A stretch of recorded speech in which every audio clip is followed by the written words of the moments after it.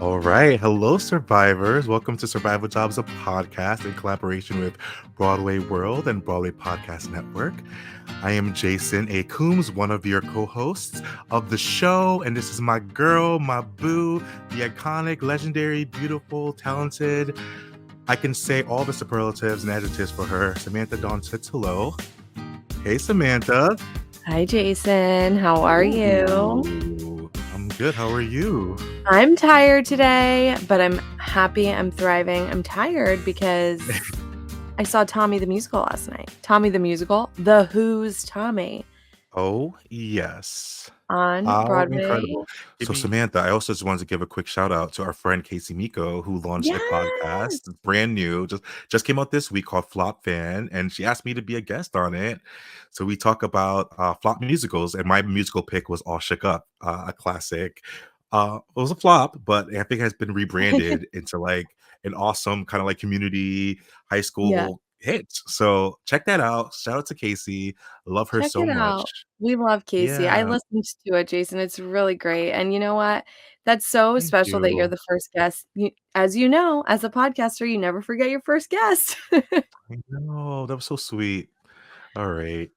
Samantha, I also want to shout out my film festival. I know longtime listeners who've been with us for 3 seasons know about the Bridgeport Film Fest. But our submissions are open right now until early June. We accept short films. So I guess I preface this for maybe viewers, listeners who don't know about Bridgeport Film Fest. It's a film fest that started in my hometown of Bridgeport, Connecticut, with the help of lots of people. And I'm an artistic director and co-founder, and I am just happy that we're in our 4th year, right, of the Bridgeport Film Fest, and we accept short films and short screenplays, and we have a whole weekend, which is going to be September 13th through the 15th this year, of just films and panel discussions and networking events and Q&As, and it's just a lot of fun. So if you're a filmmaker out there, a storyteller in any way, submit your screenplay, submit your short. We have a discount code I'll put in the show notes, and yeah, we love to have you. So thank you. Thanks for letting me do a little plug. When is the film festival? Did you say it? In September? Yeah, September 13th to the 15th this year. And so it's so much fun, y'all. So much fun. That's exactly what I was going to say. If you're not submitting, if you don't have a film to submit, when it gets closer, we'll definitely shout it out, how to get tickets, how to go. It is so much fun, you guys. So keep the Bridgeport Film Festival in the back of your mind. Jason, what episode of season 3 is this? 4? This is, episode 84. Number 4, season 3. Number 4, season 3. Or maybe it's 85, because we had a bonus. We had a bonus episode this week. So it's actually 85. We did have a bonus episode. Yeah, look at us. Gosh. So how was that? Can we just really talk really fast? We don't have much time. How was it with our buddy, Rob Peter Paul? So it was really awesome. Jason's referring to, listeners, if you don't already know, we released a little bonus episode earlier this week. Live from the Notebook opening night red carpet, and Jason unfortunately was under the weather, so it was me and so sick. It was me and Robert Peter Paul from the Art of Kindness podcast. Shout out. It was so much fun. It was the first time Rob and I had ever done anything together in a collaborative way, and we had a really great time. He is such a silly little duck. He was like doing cartwheels on the carpet, and I'm like, you are so funny. He wanted to pick me up to recreate the Notebook art, and I was like, Rob, you are not picking me up, but like I'll pick you up. We had a great time, and we chatted with some amazing members of the cast and crew, the amazing arrival. So definitely check that out, you guys, and definitely go see the Notebook. Go see Tommy, go see the Notebook, and go see Wicked the Musical, which will lead us in to our guest today. Natalie Ortega. Yeah, Natalie, she is iconic. She's been a friend of the podcast for a very long time. Her boyfriend was on our show very early on in season 2, and she was at our season 2 launch. We'll talk about that a little bit. The awesome boy, Chris Cafaro. You gotta shout him out. The awesome boy, Chris Cafaro. Can't think of what episode number he is, but guys, that episode, he's so funny. So is she. They're like 2 amazing comedians. But Chris's episode, I was crying laughing. Natalie's so funny as well. Just wait. We'll talk about it. Definitely listen to her original song. step stool Yeah. because I'm obsessed. I'm obsessed. I'm obsessed. But anyway, she's been a friend of the show for a very long time. So to finally have her on was such a treat. Mhm. Such a treat. So you guys are really going to enjoy this. Jason, you want to kick off her bio and tell us a little bit about her? Yeah, I was just looking for it because I did not have it. I did not have it up. I was not prepared to do her bio, so I found it. Okay, cool. Thanks you for vamping, Samantha. You know what? I'm a Natalie, vampire. you are a vampire. Natalie Ortega is currently making her Broadway debut in Wicked as Nessa Rose. Some of her regional credits include In the Heights and Buddy, the Buddy Holly story at the Kimmel Center. Wow, Jason, thank you for singing In the Heights. That was incredible. That's Select killing film Robin. and yeah. Select film and TV credits include Search Party, Found on Max, and Maybe I Do. You can stream her original song Step Stool on Spotify. Guys, I'm obsessed with So this. You good. have to listen to it and you could watch the full music video. It's out now. Find it on her social media at Natalie Grace Ortega. Enjoy the episode and go see her in Wicked. Yes.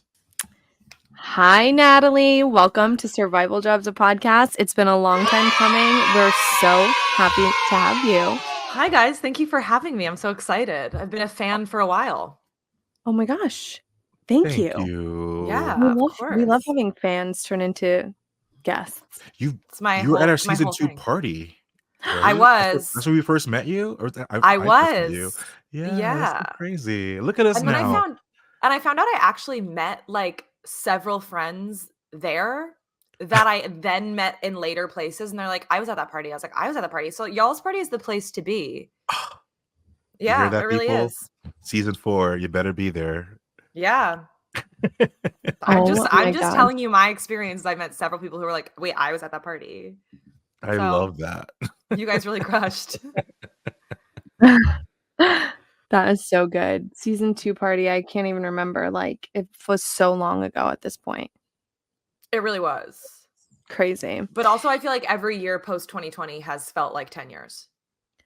Like 10 years, but also 10 minutes. Isn't that weird? Like, Yeah, I was just saying, today is my 4th anniversary with Chris, a former Survival Job a guest. yes. And we started dating in 2020, and I was like, oh my God, it feels like we've been together for 40 years. And also it feels like I've never met you. Like, we've never met. That is so funny. That's Well, amazing. oh my gosh, this is Survival Jobs history. It's the first time we've had people who are dating on different episodes. Oh, I love that. Congratulations to Natalie and Chris for you. being that's true, right, Jason? Or did I completely make that up? I think that's true. I think so For as us, well. Somebody's And gonna then be- there's like secret. Somebody's gonna be listening to this and being like, okay, we straight up did that already. But if People- that's or the maybe case, then people- we're in Maybe if that's people the met case, at we're the in party. good company. Yeah. We are in good Yeah. company. Maybe we set up people at the party and we don't even know about it yet. It's a romantic vibe there. Which would be You have it. iconic. Yeah. We have so much to talk about. You just made your Yeah. Broadway debut. You're literally cranking out comedy on Instagram. It's so good. But first, we love to start off with what we're all here to talk about, and that is survival jobs. So to kick it off, do you have a memorable survival job that was maybe a favorite one that wasn't like so terrible to go to? Yeah. So basically, the only real survival job I've ever had, I've worked in restaurants for 10 years, which can all kind of be the same. You know what I mean? But I did for 3 months before I moved to LA last year. I worked at Ellen's Stardust Diner in Times Square. And that Iconic. was it. Here's the thing it is iconic and it's so fun. And everyone there is a better singer than the next person that gets up to sing. It's just like such an impressive place. I remember going there and having like, I'll be real, like you hear like whispers about it being in the industry, being like, oh, people work there. And I started working there and I was like, this is the coolest place ever. I've never felt an ounce of like weirdness or shame working there because everyone there works so hard and it was so fun. It's the most fun place to work. You know, and it shouldn't. I have some friends that work there as well that sort of went through that same thing of like, it's Yeah. Ellen's, but like you're making great money, number one. Also, Who are we kidding? At the top level of this job that we're trying to do, you're still putting on other people's clothes and just like wearing a wig and like being silly. Like what pedestal are you on right now? Correct. And you're also still performing.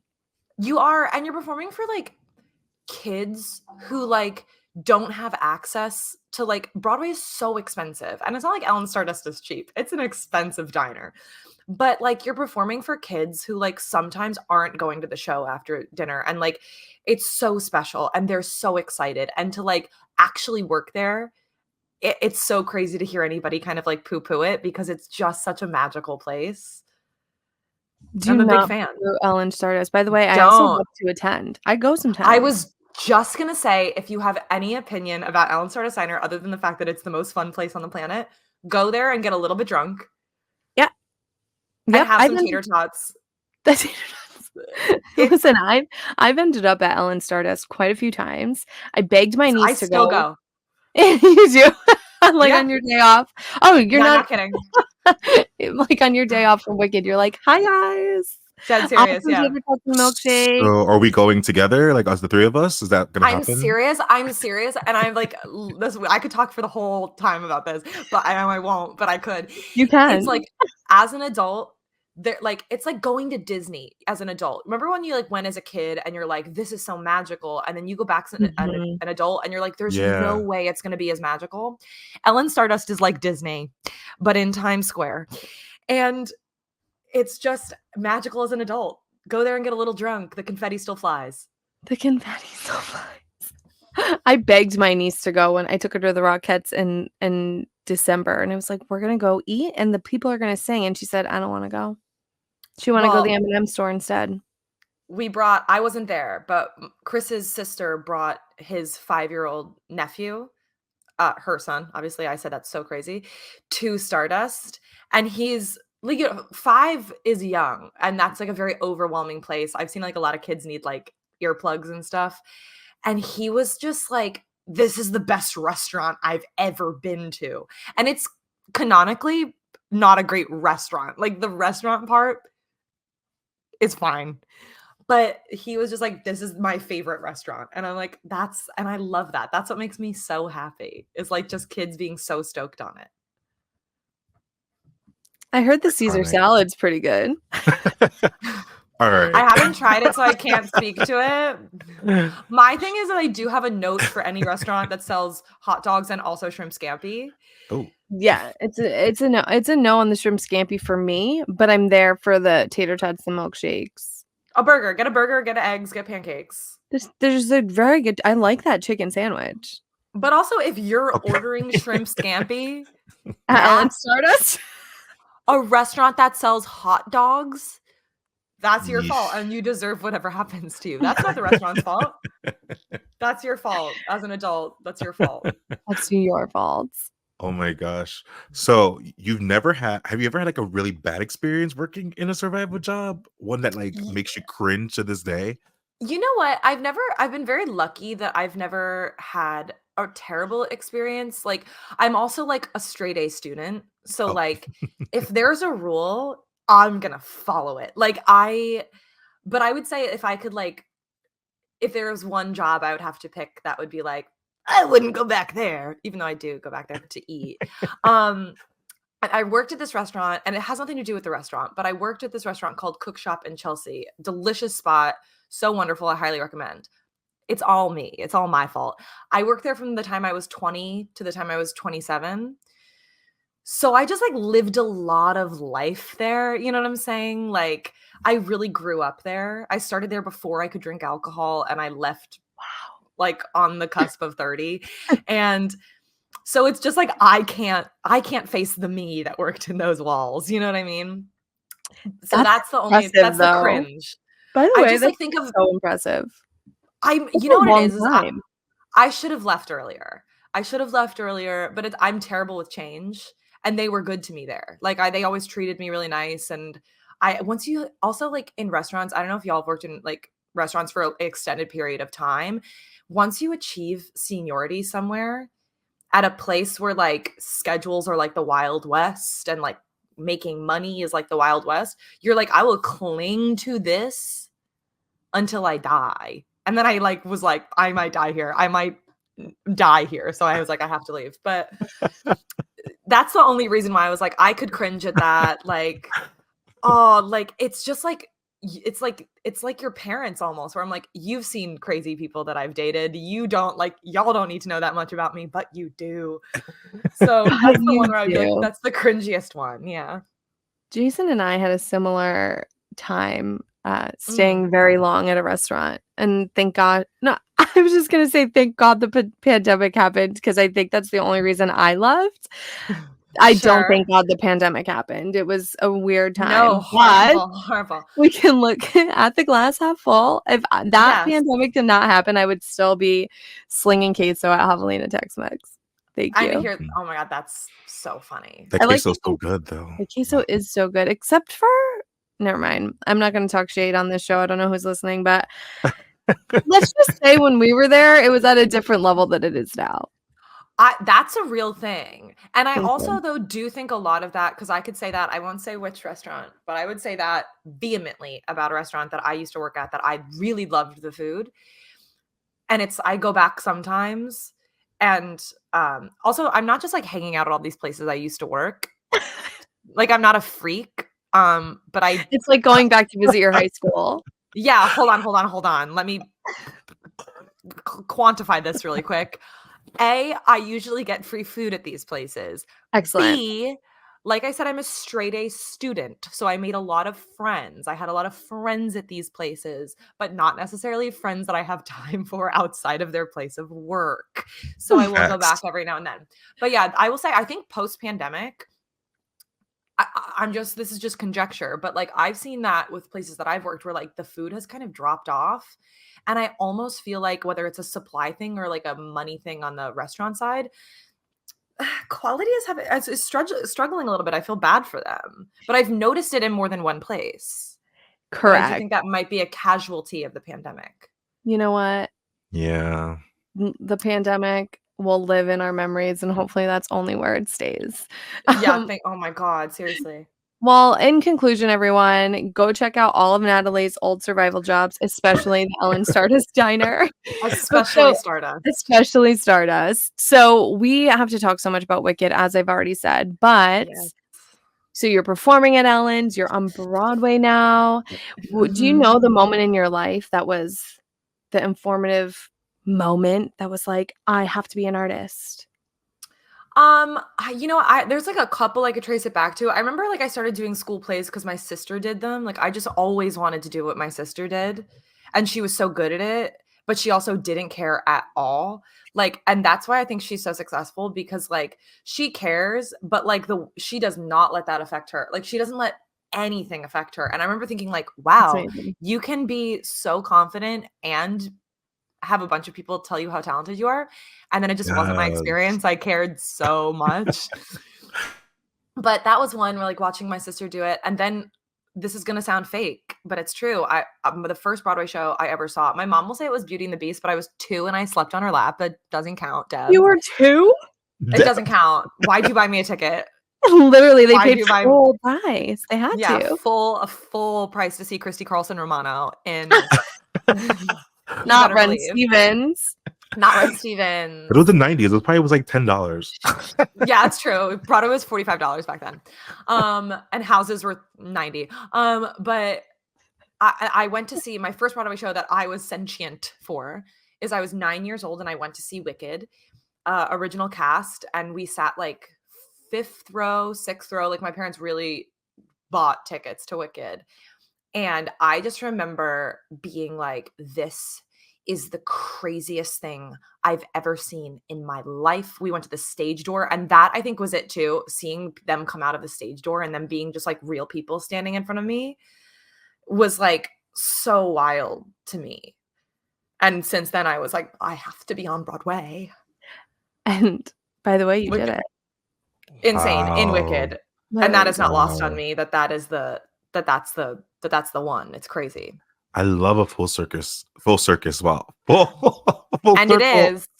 And it is.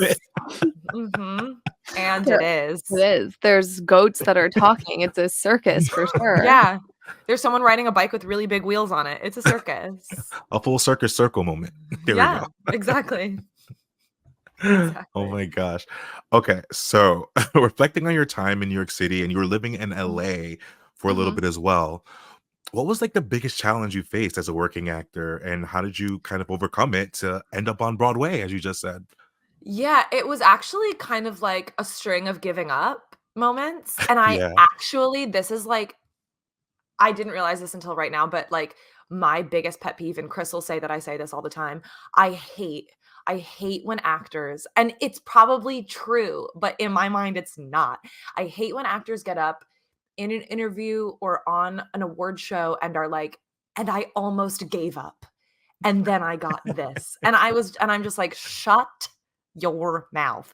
But what happened is I was working in restaurants in New York, and I was auditioning for years, and I did a couple, like, regional things, and I was in the union, but I kept getting so so close to Broadway for so many shows and not getting it, and not getting it, and not getting it, and I've been doing that since I was 14, like, my first final callback for a Broadway show was when I was 14, Wow. For spring and awakening? oh my god, no, my mom would never let me do that. Okay. It was for the Bye Bye Birdie revival. Fun. Hi, Yes. Nancy. Even better. Yeah. Hi, Mhm. Alice. And it's so funny, one of my dressing roommates was the lead of that revival, and I was like, "Hey, Queen, how was that?" Another Um, full circus moment, you know? Truly, and she's just the sweetest, most lovely thing. But I was, like, auditioning for years and years, and then the pandemic happened, and I remember being, like, so close to a couple things right before the pandemic, and in April of 2020, my agents dropped me, and I was just like, because they were like, "We're kind of cutting bait on all of our theater clients because theater's not gonna come back." And I was like, "Well, that's an insane thing to say." Wow. It's like when someone In Wow. dumps you and they're like, April?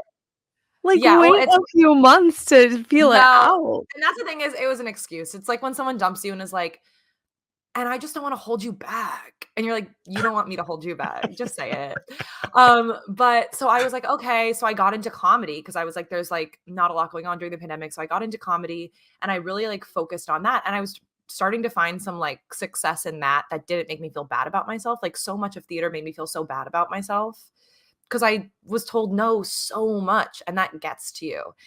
And so at a certain point, I was like, "You know what? I tried. I'll come back to it." I really thought that my trajectory to Broadway was like, I'll book TV, I'll be a comedian, and I'll find my way back to Broadway in a specific way where I'm like in a thing that runs for limited engagement or whatever. And so I went out to LA, and right before I went out to LA, they asked me to come in person for Wicked in LA 2 weeks before I moved out there, and I thought, "This isn't the right timing. Oh, I don't wanna do it." wow. And I told them no. Because I was just like, I made this decision, it took so long for me to decide to go to California and leave all this stuff, and I was like, "This is a test, and I'm gonna say no." I've really come to terms with it. So I went out to LA, and then they asked me a little while later to sing for Glinda, and I was thinking like, "You'll never see me again if you hear me sing for that. Like, you'll never wanna see me again." And so I was like, "Respectfully, no, thank you." Respectfully. Again, all me, not you, like, respectfully, no thank you. And then during the, I was having so much fun in LA, like, truly, like, I was on a house team at UCB, the most fun I've ever had performing, and they were during the strike, they were like, "Hey, would you go on tape again for Nessa?" And this is probably, like, the 6th or 7th time I've been on tape, and I was like, "Yeah, sure." I'm just so grateful to have an audition, and for Wicked, that they kept calling me even though I said no, so I was so grateful that they called. And I went on tape and I got an in-person audition, and I kind of knew that whole audition process was really crazy, but that's kind of how it just was like a fluke where I was like, I kind of walked away from it. I think part of that is they could tell you're not clinging to it when you walk in the room, but that's how I kind of made it back, and poor Chris, I dragged him to LA. He was like, "I'm happy to stay in New York." I was like, "We have to go." Oh. And then I left him there, my sweet poor Chris. And then I left him there. And then I just left his little booty there is what I did. Oh my gosh, that's so funny, but by the way, that's like Jason and I are huge believers in the universe and manifestation and, Mhm. like, everything will happen that's supposed to happen, and it's like, this was supposed to happen. Yeah, and I And, Literally. like, remember it's such a beautiful story. it is also just, like, a testament to, like, when you put your energy out that you're, like, the day of my final callback for Wicked in person, I had a sketch show that night, like, a sketch show at UCB, and I had tech that I had to get to, and they were running, like, 40 minutes behind at Wicked, and in my head, I'm like, "I'm not gonna get this. I'm never gonna get this." There were, like, 15 other Nessas sitting in the room. All of them sounded amazing, you know? And all of them were, like, 5 inches shorter than me, which, like, I'm always too big. Like, I was always too big for things, and I was just like, "This is great. I definitely wanna be seen. I have to go to tech." And I was just like, "You don't have to go to tech, girl. Like, it's fine. It's a sketch show. You're gonna be fine." But I remember just being like, "Ugh, let me get in, get out." And I do think when you're not walking in there desperate for a job, they're able to see more of you, and I just think it was the right time in my life, like, the universe just put it into my orbit in the right time, and it worked out, which I feel so lucky. Like, the And pressure was off. yeah, Yeah, yeah, yeah. It We and was hear gonna having the that a take me. power lot. Yeah. I feel very, very lucky that it came at that time. and having the power to say no, it's not the right time for me. I think like a lot of And I actors don't feel comfortable ever Mhm. doing that, but that's I powerful, know. right? It is, and I also think that, like, having a team, like, my reps were very much like, "If you don't wanna do this, that's fine." And I think when you have a team that, like, I've been with reps before that are like, "Don't say no, don't say no." And it's just like, you can't say yes to everything. So when you have a team that, like, gives you the confidence to be like, "And if this isn't what you want, that's fine." And I think that comes from them believing in you because 'cause there'll be something else that comes up. But yeah, I do think that if I went in the year before when they asked me to come in for Nessa, I would have wanted it so bad that I wouldn't have been able to get outside of I wouldn't have been able to do the work the way that I was able to do it the next year. Who knows? I could just be making that up to really, uh, make my, experience Justify. rosier, but I do think that that's the Yeah. truth. Yeah, so you touched a little bit on, like, Wicked was your first show, all of these Mhm, things fell into place, and it just happened mhm. at this time, so can you tell us a little bit about what it felt like when you found out you booked it? Like, would you know where Ye you were? What was the Well, so feeling? Were you like, "Is this a prank?" it's a funny story, and some of it I can't tell the full story because there was some, like, behind the scenes craziness happening, but I kind of knew, like, I'm very honest with myself, and I kind of know when I'm in the room, if I'm in or I'm out. And I remember after I had 2 callbacks for it in person after the tape. So I had 1, and then there was a day in between, and then I had my final.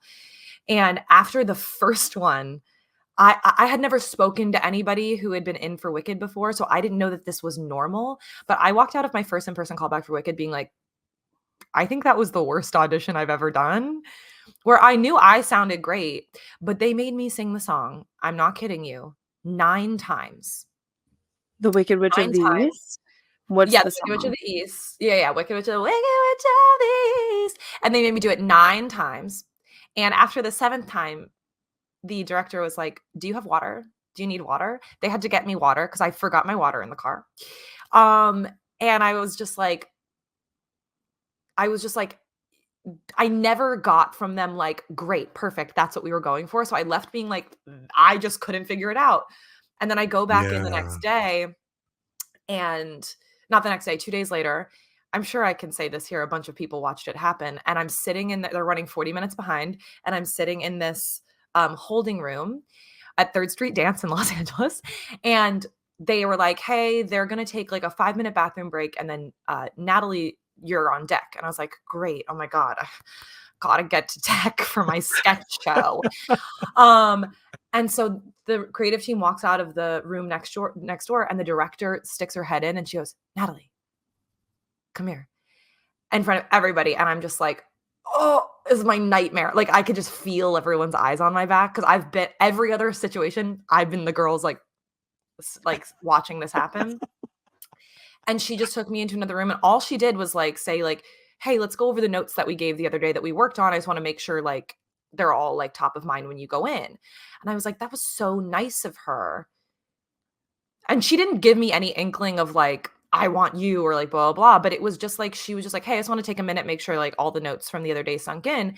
And that was just, like, so kind, and I went in with the confidence of, like, "Well, if she didn't like me, she wouldn't do that." and I was in the room for a half an hour, and they were blowing through people at that point because they were far behind. And that day was like they were giving me what I wasn't getting the other day, where they were like, yes, exactly, perfect, whatever. And I left being like, I got that job. But the thing about Wicked is then they make you wait 2 months. 2? They made I waited 2 months to find out. And I was really, really, really sure that I got it. But that dwindles so fast. That high lasts a When they're week. Then you silent. hear from casting, like, they loved her, she was great, hang in there. And you're just like, and that's all coming like unprompted. So they're like, you know, keeping a line of communication open. So I was like really confident. And then I got a call from my agent one morning, and Chris has a video of it. And I wish that I knew the call was coming so I could have brushed my hair, because it was looking crazy. But when I got that call, and my agent loves to do this I'm thing so where dead. he'll be like, hey, are your legs feeling tired? Because you're about to be wheeled around. No, because you're about to be sitting down in a wheelchair for a year on Broadway. And I'm like, someone needs to coach him. But he was very sweet. Like, you could tell he was. So that was my parents too. My parents have been waiting for that call for 15 years at this point. It was so special. But I really knew. I knew when I left that room, something crazy would have to happen for me to not get it. And then I had to wait 2 months to be, yeah. That's We so need the video. incredible. We need the video also. I'll show you guys. But it is like, dang, that's what she looks like. It is wild. I think even Chris was like, oh, it sucks you can't post this. Oh man, I awesome, want to boy. insert it into this video on Broadway World. You're like, not a chance. you're like, Make no sure you video keep it, approval though. here. I Make do sure you have a keep really it. cute. Oh no, I keep it. My favorite Okay, videos, good. I have a video of me telling my mom, and I had been flying home really soon after that to, like, I don't know, do a comedy show in New York or something. And I told my dad when he picked me up from the airport, and we stopped and got a bottle of champagne, and we went into the house, and he videotaped me being like, Mom, do you want champagne? She's like eating lasagna, like fully eating lasagna. And I was like, she was like, no, why? And I was like, you sure you don't want champagne? She's like, no, why? I was like, because I'm going to Broadway. And she like drops her fork, like does her big Italian hands. And she's like, it's a very cute video, but she won't let me post that one. I'm crying. Yeah, Like, no, this is like, so I've sweet. watched this video 50 times, and it's so emotional. And she's like, woo, woo, woo, woo. Like, it's the dog is terrified. He doesn't know what's going on. But she won't let me post it because she says her hair looks crazy in it. You know, And I respect her boundaries. I do, but I show everyone. I just don't put it on the internet. It's Yeah. hard. It's You hard. gotta keep it though, because when you're like, you know, this iconic Broadway legend, and they make a documentary about you, they're gonna want to put that in a documentary. So Honestly, keep it. she'll have to, if that happens, your lips to God's ears. If that happens, she'll have to deal. Exactly. When you win the Tony, when your Tony Award can- comes, We can all the AI a videos. new hairstyle on her. At that point, We we'll be that certainly far enough in the can. future that we can AI a new hairstyle. We certainly will be able I to. love that.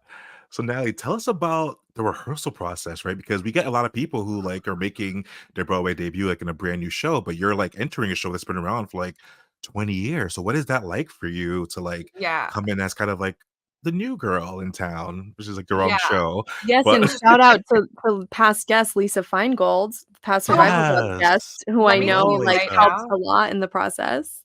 Lisa Feingold is the kindest, the most talented. Like, she and this guy Colby and this guy Dashi are like the dance captains and vacations. Like, Colby's a vacation swing, and the three of them put all of us into this show. There were 5 new principals starting at the same time while doing a full Broadway schedule. And they were there for like 8 hours, 9 hours a day doing full physical. They know every line in the entire show. Like, if I could shout it from the rooftops how incredible Lisa and that team is, Wow. I would. I could talk the rest of the time about Lisa Feingold. But the rehearsal process was super crazy. I know that the version of rehearsals that we had for Wicked was so unique not to me, because it's unique to me because I've never done a Broadway rehearsal before. But normally when you're replacing in a show, you're just working with somebody like Lisa Feingold and the stage manager to get all your stuff and be put into the show. Whereas 5 principals were starting at the same time. So I got to work with Mary Kate, who plays Elphaba, and Alexandra, who plays Glinda. Like, we got to actually like make these characters together. Love Now, that. it was an invaluable, and also just like Donna McKechnie being the most normal person. Donna McKechnie and Brad Oscar, like 2 of the most like Icons. established, iconic, like talented. I remember like there have been a few times in like film, TV, theater where I've met people who like are iconic and have worked with them and have been like, "Hi, I'm Natalie," and they're like, "Hi," and they've been nice, but it's like, just say your name. I know you know I know it, but tell me your name. Yeah. Donna walked up to me before I had a chance to walk up to her, and she's like, "Hi, I'm Donna." And I'm like, "I love you." And she is early every day. There is never a moment where Donna is like tired or grumpy. Like, the kindest, most down for anything, most normal human being. And I was so nervous to meet her, and she was so lovely. Everyone's just so cool, which I know isn't that interesting, but No, I love that. I No, love it's it to is hear really that. everyone's. important, especially in the theater community. It's the truth of it is it's hard to find a group of people that are also cool, that are And I working think and with cool and nice. yes, and with a Truth. massive show like this where there are so many people and it's been running for so long, you don't know what to expect. And everyone's been really, really lovely. But rehearsals were crazy. It was like 5 or 6 days a week. And yeah, it was just like, and like I said, I'm a straight A student. So like my thing is like I'm told something once and you'll never have to tell me again. Like I will drill it until you don't have to tell me again. But it was very much like that, where they'll tell you something once and then you move on. Broadway moves fast, and then have your put in, and you're like they expect you to know it. And that was like really exciting because I was like, oh, normally I'm a straight A student. People are like, you don't have to work that hard. And this time they're like, good, that's the expectation. And I was like, nice. Yes, hell yes. I'm not a dweeb here. But no, there were parts of it that were really hard. Like I was the only one making my Broadway debut. Um, and moreover, like MK, who plays Elphaba, had made her Broadway debut as the Elphaba standby last year, but she was on tour with Wicked. She was on tour with Mean Girls. Like she has an awesome career already. And I just didn't really have that experience coming in. And so I was very nervous. And I remember like a couple of times, like one rehearsal, I clammed up and I was singing Wicked Witch of the East. And I just like got so choked on it in front of, and in my mind, the back of my mind, I was like, oh, in front of Donna McKechnie, how dare you? Like that was the first thing I cracked. And I was just like, and Donna McKechnie is sitting behind you. Donna doesn't care. Donna doesn't care. And I was so devastated because I was just like, and I'm going to get fired from Wicked. Oh my God, that's so embarrassing. I'm going Oh to get fired from no. Wicked. And I've heard from people who have been in Wicked before that the show hinges on the Elphaba. If she's kind, if she's supportive, if she's great, you're going to have a good time. If she's not, you're going to feel it.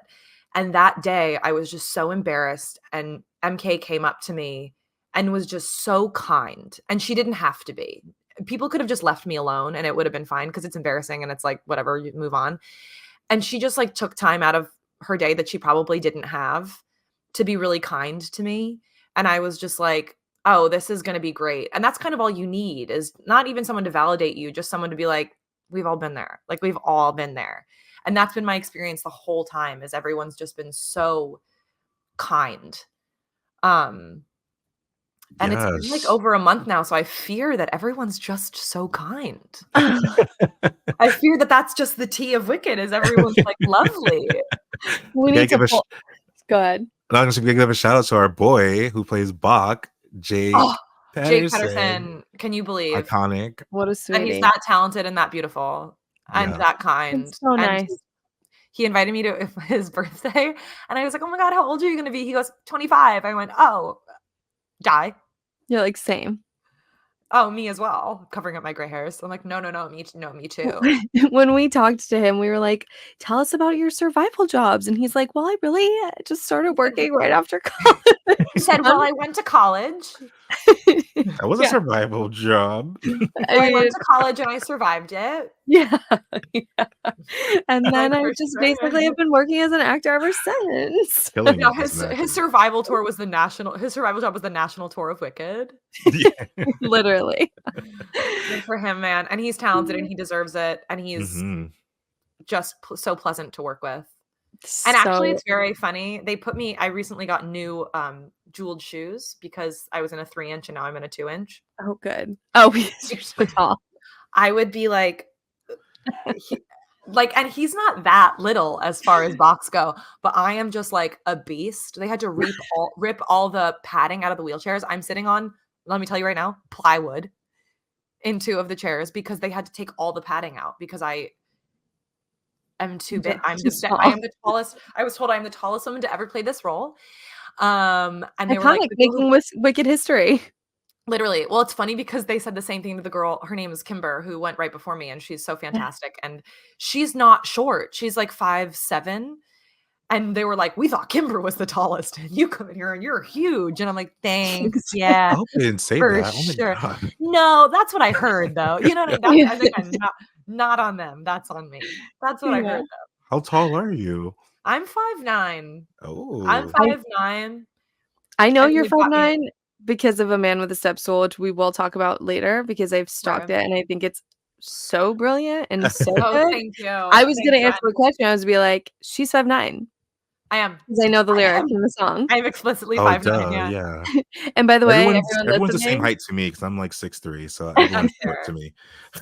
But okay, so we've talked so much about Wicked. Thank you for sharing and being so open about all of these stories. So we Mhm. know a little of the BTS, but can mhm. you tell us why you think Wicked has been so successful and spoken to audiences for 20 years? 20 Yeah, years.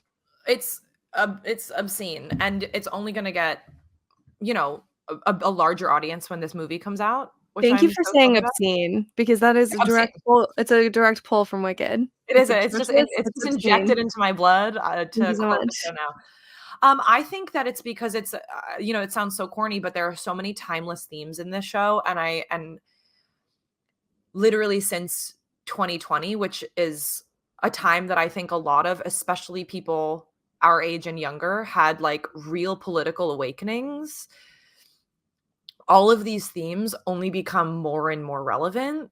Like, it's a show about, like, you don't realize it as a kid, but like you watch the show as an adult, and it's so clearly a show about race and about class and about women and about women's roles and how they're used, and like, and it's, I just think that they're themes that unfortunately are so prevalent, uh and can be attributed to so many different groups and types of people. And I also think that the two main roles of this show, Glinda and Elphaba, are so different, and so many people, especially young people, can see themselves in one or both of them.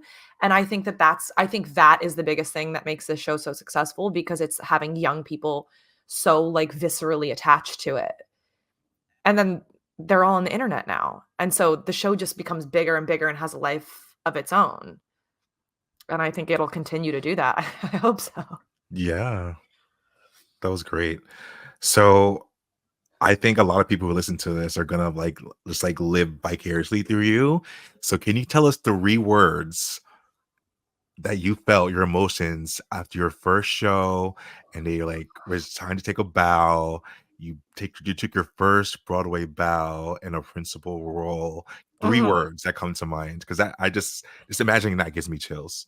Um, uh, uh, Elated, um, relieved that I had gotten through it, and just so, Yes. like, from the bottom of my heart, grateful Yeah. to so many people for and forces at play. It was the I love craziest night. that. Oh Yeah. my god, congratulations. I Thank can't And like you. just knowing you, that's so well deserved. You're such a kind and Thank beautiful you. person inside and out. So I'm so That's happy so for kind. you. Thank you That's so much. great. It's been and just the like support I've gotten from like my friends and my family and like people who have come out and people who have reached out has been like that's the best part of it because like I'm going to do the show 8 times a week for a year, but hearing like from people who I love and like how they feel about it has been like so emotional for me. Wow, that's amazing. Yeah. Congratulations. We are Thank gonna you. run to that theater. We have to see you. No. I do Yeah, let wanna me know when you're coming. I'll apologize. bring you back. Yes. I wanna take my Sure. niece. I've been shoving Wicked Oh, down her throat for so you long, and should. she's You 6. I think should. she'll be fine. Oh my god, she'd love. I do wanna apologize for my mom telling you that Nessa Rose was my part at our season 3 Here's the premiere thing. party. I Listen, said, she's "Dawn." everybody's part. I'm like, "Mom, Natalie is making her Broadway debut in Wicked as Nessa." My mom doesn't even say, like, "Congratulations." She looks at me. She looks at Natalie, she goes, "That's her part." I said, "No, it's Your not. mother your I'm mother is literally my doing mother. that." No, no, no. Your mother is my mother. It's Don't need to because as a apologize. child, when Wicked came out, I obviously was, blasting the cast recording. I can't sing Right. anything else except Nessa. We love an So that's alto. why. We love an We alto. love an alto when No, it's on pitch, your mom's an icon. Nessa is the people's witch, Yes. and I she Oh, is. she She's the really people's witch, is. and, and I think a lot of people who think that they're Glinda or Elphaba need to take a hard look in the mirror because I think most of us are Nessa. Most. People's witch. My She's the mom people's does witch. faithfully listen, so mom, don't be offended that I just said that. It's a joke. It's a bit. No. It's a What's your bit. mother's name? Dawn. Dawn, you're an icon. There you Don't go. don't overthink it for a second. Don't overthink it for a second. Okay, we are so obsessed with you. Thank you for coming on. Obsessed with you guys. We're gonna have a few more questions, and then we always end with a fun game, as you know, as Okay. a Survival Jobs fan. I I do do need know. to go back, and we need to talk about Man with the Step Stool, and also Yeah. just, you're creating so much content on the internet and on TikTok and making bits and doing all the fun stuff about, being an artist. So first, why do you think it's important to create your own work? And can you tell us about Man with a Step Stool? Because honestly, I think it's gonna blow up, and I think you're gonna be a huge star from it because I'm obsessed. I have That's DM'd so it to kind. so many people. I'm like, "You guys, this Thank is you. so funny." Thank you It's for like, sharing it. you're just so upset. I don't mind that he's shorter. I just can't take the Why are you line. lying? Why are you It's lying? so it's so funny, Natalie. I Great. literally Thank am obsessed you. with it. Thank Super you so fan. much. My vein is coming out of my forehead. You know that's what that That's means. I'm passion. excited. That's That passion. means I'm excited. My boyfriend wanted me to phrase it differently. He says he's not short, he's just shorter than me. And if that's how he identifies, I respect it. And really, we're just like other couples, except when we do piggybacks, I'm the piggy. And if I can't reach things on our shelves, I know I'm cool, cause my man's got a step stool. My man's got a step stool. Listen, I really genuinely hate the internet. I like it for personal use. Like I love like posting pictures of my friends and my boyfriend. I hate using it as a tool for anything like business related. But during the pandemic is when I started making content because I was just like bored and like growing crazy and there weren't a lot of performance opportunities. So I started like making content. And it wasn't like I didn't really get a ton of engagement. That wasn't why I was making it. But I was just trying to figure out like what lane of comedy I fit into. And so with Stepstool, I found that because I was a songwriter for a long time and I was pretty mediocre at that. But then I started doing stand up and that was really fun, but it didn't I never felt like my voice really came through on like traditional stand up. And so I wrote my first, like silly song, which is just a song about me and Chris having a fight over the fact that I want to sleep with Pete Davidson at the time. And people thought that that was really funny. And I was like, oh, like, let me keep doing this. Like, it seems like this is a way that my voice comes through. And the way Stepstool kind of came to be was the way I write songs is I'll either think of like a line or like a melody in my head. And if it's a melody, I'll just like record that on my phone really quick and like worry about it later. And if it's a line, I'll just scribble it down on something. I don't like working in my notes app. I like to scribble it down somewhere and move on. So what happened with Step Stool was I was on the train going to Chris's apartment to do a self-tape. And so I was reading my sides on the train, and the line that came to my head was the first line of the song, which is, I have a short boyfriend and I am a good person. Those facts are related. And so I was just like, oh, that's so messed up. So I wrote it down on the back of my side so I didn't forget it. So then I go to Chris's and we're about to tape. He's holding my sides because I'm a good student. And he goes, what is this? And I was like, oh, no. I'm just writing a song about you being short. And he was like, that's not better. And so what I did, and like I Awesome do boy. he is an awesome boy. And so what I do with any song that references Chris, which is a lot of them because all I do is really talk about Chris, is I will write it and I'll send it to him and be like, are you comfortable with this? Do you think this is funny? And to Chris's credit, he's an excellent sport. He like really doesn't mind a joke at his expense as long as it's funny. And he had one note about the song. And he said, hey, my only note is, I just would say, I'm not short. I'm just shorter than you. And so I put that in the song. Yes. Because I respect my man. Yes. And so I wrote that song like 2 years ago and I played it out a lot. And then when I moved to LA, I kind of put it away for a bit because I'm like, I've been playing it for a while. And I played it at one gig where my friends were there and they thought it was the craziest thing that they'd ever heard. They're like, this is so obscene again. So good. And I just had a crowd of amazing, amazing friends in LA who are so creative. My friend Sterling, who's a producer and performer in his own right, he's fantastic, produced it for a rate so much lower than he deserves. And it's all I had. And he did such an amazing job with it. And then my friend Jack Hackett directed, shot, edited that whole video for free. And all my friends came in and did it for free because they thought it was funny and they wanted to be part of it. And I just like the biggest shout out to everybody who like put their time into that, because everyone put a lot of time into that, especially Sterling and Jack. And now I'm just shoving it down the throats of everyone online who will listen to it. And I do have a song coming soon. Yeah, literally. I'm like, oh my. But yeah, I have another song coming soon. My friend Sterling is producing another one of my songs. There won't be a video because Jack doesn't live in New York and I can't afford anybody here. She's on Broadway. Yeah, well, she's busy. She's on Broadway. She's busy. Yeah, literally. That's why, because I'm busy. But I will have another song within the next month, I would say. So I'm excited about that. Stay tuned. You never know. Maybe someone listening will want to help produce your video. If you guys have production capabilities, I have $200 with your name on it. and the connection for when she's a huge star. And you might get 1,000 views on YouTube. So 1,000. Not to brag, you might get 1K views on YouTube. Not to brag. Love that. So man. you shared lots of wonderful anecdotes. You told us a bit about your journey to Broadway. You just share maybe one last thing for someone who's listening, who's like, this shit is hard. I'm thinking about giving up, but I really, really want this. Yeah, I would say if you really want it and you aren't happy, can't see yourself being happy doing anything else. If you can see yourself being happy doing anything else, do that. Yeah. If you can't,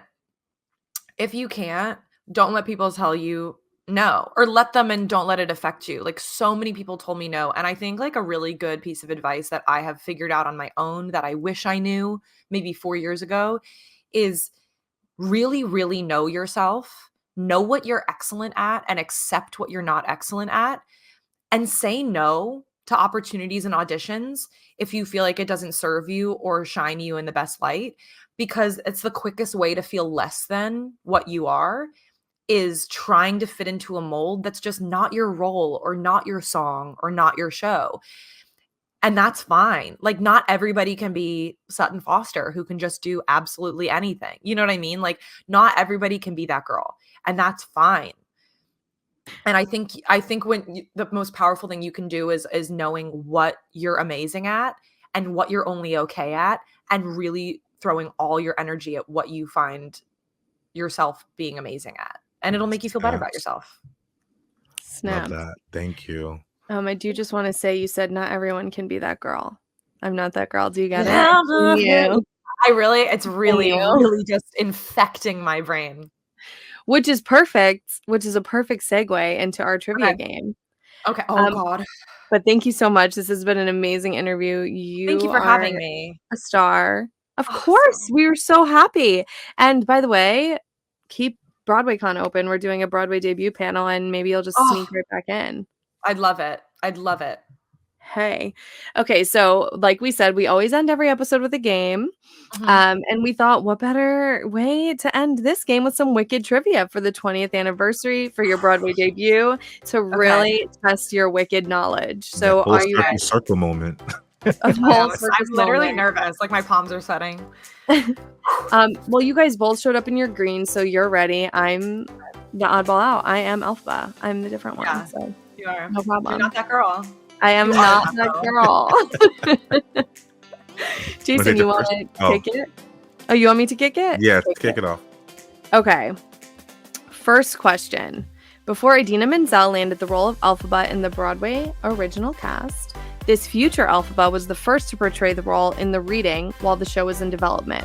Is it A, Eden Espinosa, B, Julia Marney, C, Stephanie J. Block? Oh my gosh. Ding, ding, Congratulations on getting the answer without the multiple choice. I try. If anybody's just listening and not watching the video, it'll be me emphatically shaking my head and mouthing Stephanie J. Block until I just shouted it out. I was looking at the dog, so I didn't even see. Same. Okay, here's one. Number 2. Okay. What was the opening night date for Wicked on Broadway? It was A. October No, go ahead. Go ahead. October 30th, 2003. Yes, girl. 2 for Why 2. were your palms sweating? You're literally killing it. I'm Okay.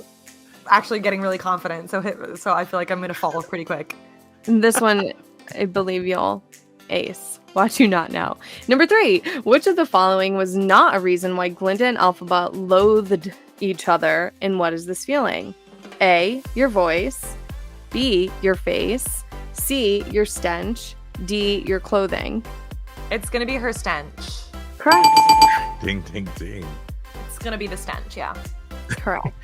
True or false? Mm. In 2008, there was a scrapped Wicked movie that was originally going to star J. Hud as Elphaba and Christina Aguilera as Glinda, with Rob Marshall directing. Here's the thing is, there have to be several scrapped Wicked movies. Like, they must have like really tried. J. Hud would be amazing. Christina Aguilera would be the wrong choice for. I mean, Christina could have been Elphaba too. Yeah. True. It's actually false. It's okay. We have a bonus. It's okay. We have a bonus that can bring it all back. Your music director, Dan Michigay, was not always a music director. Formal Chicago. Chicago. I didn't even know Chicago. What Broadway musical did he star in for Can I tell years? you a quick funny Dan Michigay anecdote for the end of this podcast is he found out that I worked at Ellen Stardust Diner. Obsessed. And now whenever he gives notes, so there's a phone line, like a landline that goes to all the rooms in the Gershwin. And now I know when I pick up the phone and he says, Ellen, he'll like call to give me notes. He calls me Ellen. The first time he called me Ellen, I thought he was looking for an Ellen because he didn't announce himself. I just answered the phone and said hello, and he said, Ellen? I said, no, and I don't think there's an Ellen that works at Wicked. So I'm like, who the is calling? And he was like, no. Ellen, I know this is Ellen. I was like, it's not. He goes, Miss Stardust? And I was like, oh my God. That's so that. funny. He's a ham. Funny.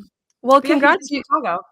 He was in Chicago, and that was the question. And I want to congratulate you. Even though you did get the one incorrect, you did redeem yourself. And Thank you you. did get double points in almost everything because you didn't even hear the multiple choice and you got it right. Thank So you. Thank you. congratulations on acing the Thank game. Thank you so much. This has been so amazing. Can you please, before we go, let our listeners know where they can find you on the social medias, how to keep up with Natalie? Give us all your Yeah. handles. So my social media, I'm on TikTok and Instagram, and it's at Natalie Grace Ortega on both. And you can find wicked content there. You can find my comedy content, and you can stream Stepstool on Spotify. Please stream it, you guys, and Yes. shout it because I'm so obsessed with this. Jason's Links obsessed are with all it. in my Instagram We're bio. all obsessed All with there.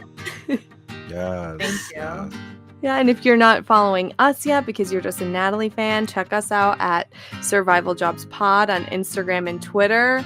The TikTok is activated, and we are throwing things on there. We're Survival Jobs a podcast, I believe, on TikTok. Shoot us an email, survivaljobspod@gmail.com. Let us know what you think. Follow my boy Jason at Jason A. Coons, and I am Sammy Toots. Thank you, Natalie. Natalie, Thank you you're so an much for having icon. me, you guys. This was so fun. It's a full circus you. moment, you know? Full circus, baby.